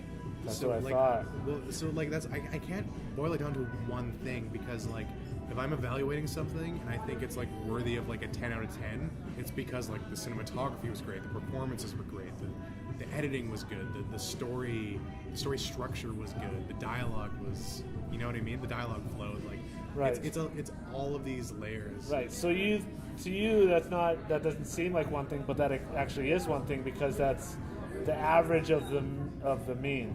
Maybe that's the wrong term. Sure, sure. But if all those things can have a high average, then that's the my average. answer, The average of everything is, you know what I mean? Yeah, because I can forgive bad aspects of certain films if everything else is like I said, I do stellar. cinematography and color grading. This isn't a film, but one of my favorite TV shows ever is Louis, and I think that is some god awful color grading. Oh, and cinematography is like brutal in that show. I've only seen the first 2 seasons, but it was like nothing to write home about at all. And intentionally, they didn't even try. They were just like, let's just get the best quality cameras our budgets allow and just like and shoot just film their take. things. Yeah, that's all they did. You could tell. And I cringe sometimes when I see the color temperatures in that show. It really bothers. That's my profession. It bothers me so much. Yeah. But it's still like some of the most emotionally compelling episodes of TV show I've ever seen. So. Okay, awesome. And Logan? Yeah, for me, well, it's interesting because I find a lot of time when we discuss movies, and it's odd because 8th grade was kind of the inverse of the norm, but generally I find you guys approach movies a lot more technically in terms of like editing, cinematography, things like that, whereas I'm approaching more through like script and story. And so for me, I would say the most important part, it's like 1 and 1B would be like a strong core theme, and it's kind of twofold. It has to be like a theme worth exploring, and then a theme effectively explored throughout the film. Well said. So I would add to that. My roommate Mary, who is a writer as well, she considers her number one thing for a film to be unity of theme. Yeah. And every other aspect can serve that. Yeah, exactly.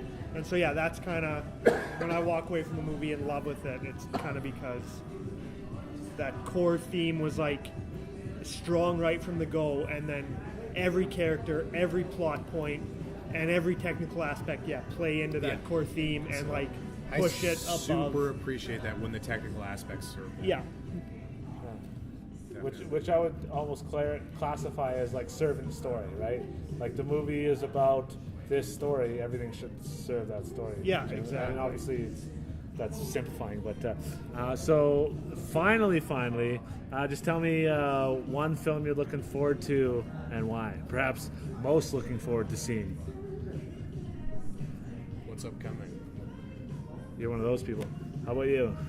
You asked me this at the end of my episode too. I'll ask it at the end of every episode. And I literally said whatever movie we were seeing at that night. And you can't do that now. Because, I don't... same thing, I try not... I said the same thing last episode. I try not to keep up too much because I like to be pleasantly surprised. I find most of my best movie experiences were when I was pleasantly surprised by something I didn't see coming. Okay, so nothing on the horizon? So I've got an answer now, and it's kind of a cheap answer, but I'm just looking forward to the next Avengers. I thought, I mentioned Infinity War. Yeah. I thought the way they ended that was incredibly effective, and it's driving so much hype for like, how on earth are they going to end? Yeah. And I want to get into Captain Marvel because, one, I love Brie Larson, and two, it's like it's going to set up everything for the last Avengers. Ish. But I don't find myself getting too excited for it because one of my problems is that it's someone who's like entirely athletic, and she worked out for 3 weeks for her entirety of her life, and it was all just before the movie, and they portray her as being this like extremely athletic person. It's like that annoys me so much. Is that like, doesn't bother me in the slightest. Yeah, it really kills me because it's like how in Hollywood movies they'll have like a bully when there's like little kids. They'll have a bully, and it's just a fat kid, and it's like that kid clearly got bullied every day of his life. But do you think just because he's big he'd be a bully? But it's not really a bully. There's certain things I think you actually have to cast someone who like in terms of a bully, you have to have a physical something to actually be a bully. So and same with athleticism. I think you actually have to have a bone of athleticism in your body to portray an athlete.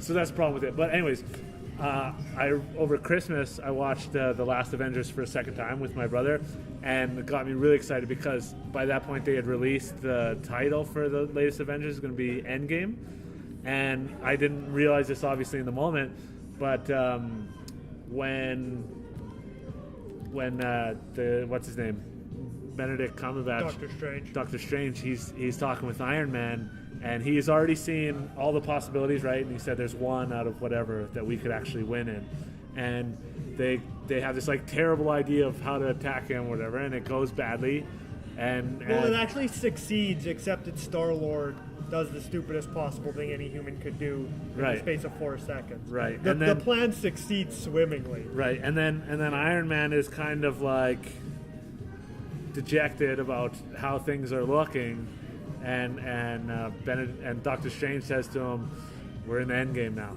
And being an avid chess player myself, I know that like your opening is very, very important. It's probably the most important. And the middle game is important as well, but the end game is the most important because it's just like, anyways, so that got me excited. So I have a thought about that, but that can be a post-podcast discussion. Don't reference things that the podcast listeners you're are not gonna going to have be to able. edit that out. Don't reference the things that the podcast listeners are not going to be able to hear. Side note, well, I could have just paused it, but Don't touch my recorder. Just say what you got to say. Looking forward to films, here's a film that I will see, but I'm not happy about. Toy Story 4. You're not happy about it, though. No, because I thought I love all 3 Toy Stories. And they're going to ruin it. I consider them all perfect 10s, but my favorite is Toy Story 3. I thought it was a perfect way to end that series. And the fact that they're just making a 4 is infuriating to me. Yes. It's like, let it die. Yep. One of the worst things about Hollywood. So we got Toy Story 4, The Search for More Money, which is an old Spaceballs joke. Anyways, thanks for being on the podcast, gentlemen. You're welcome. No problem. So what was that post-podcast thing you're going to tell me about? Okay, I can say it really quickly if you want. Yeah, well, no. If you want. Say it whatever. It's easy to edit this out if you don't want. Say it whatever speed you want to say it. Well, okay, well, just my theory about it, and this is not based in any like actual speculation. Is this like, a spoiler alert? Like, you no. know what's going to happen? No, it is not. Like, I'm not one of those people that looks into like references the comics and like. Yeah, because those people already know what happens. They already know how it ends. I don't think so, because I think the Infinity War comic is very different. It's based on the comics, but it's like I'm pretty sure the plots have next to no overlap. Yeah, there's subtle things that they're very different. But there's like Darren is actually like both good and terrible for this, but like things like Game of Thrones and stuff, like he usually can.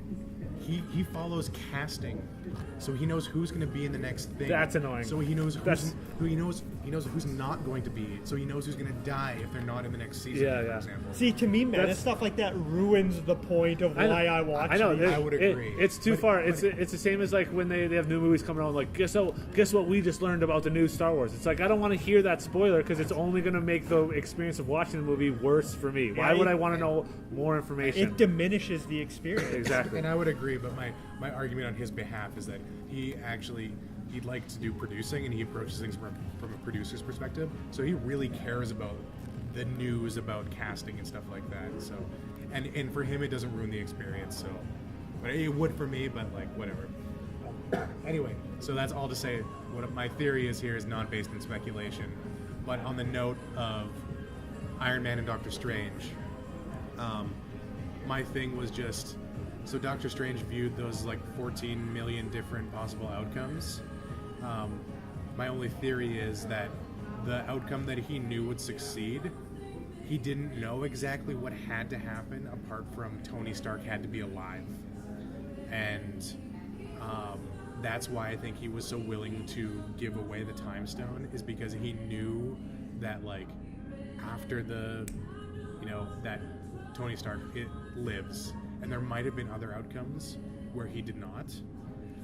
And I think that also goes along with the fact that, like, I think he's truly the protagonist of the universe they've created so far. He was the first one. Definitely. And he's also had Which I don't think is in common with the comic books, right? It's like, in the comic books, it would probably be somebody else. Historically, Iron Man was like a B level. Really? It's until B level. Yeah, that's what I'm saying. Is that like.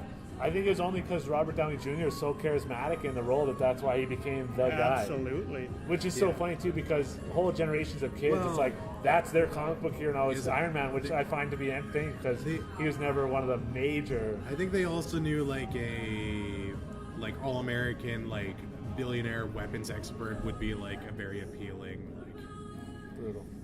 Anyway, but I would also argue at this point that...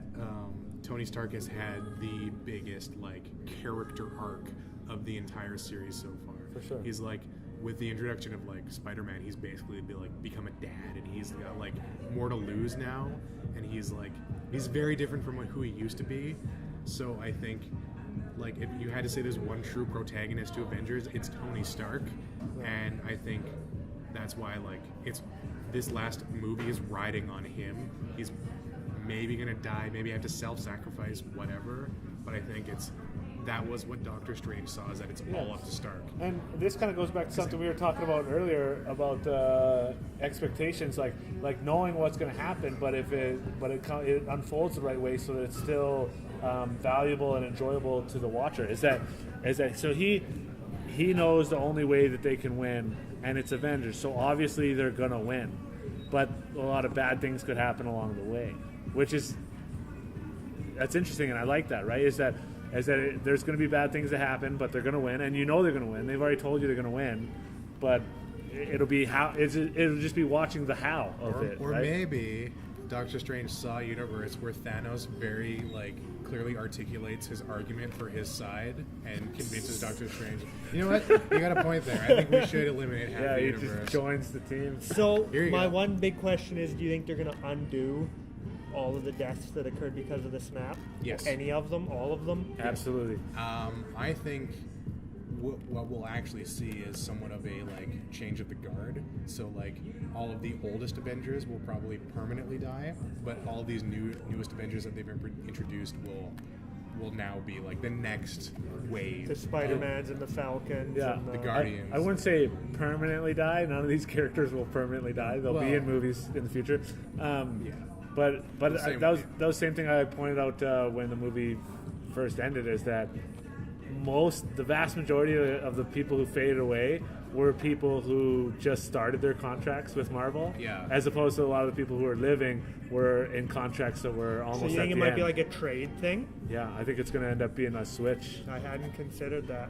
Yeah, and I'm not saying how it happens, whether they actually switch or whatever storyline is happening, but I think the ones who faded away are the ones who are going to be there at the end, and the other ones are not.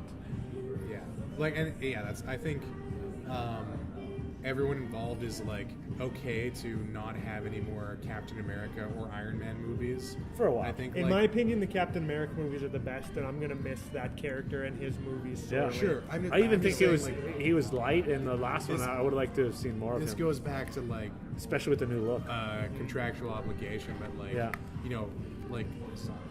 Downey Jr. has put in a lot of his life dedicated toward this, and he's good to retire at this point, but some of them have even reconsidered, because I knew that before Downey, Hemsworth, and Evans were all hard nosed about moving forward, and I feel like I heard an interview recently where Evans was open to the possibility of maybe doing something else. Really? So I think out of those three, he surprised me the most, because I remember shortly after he had his directorial debut.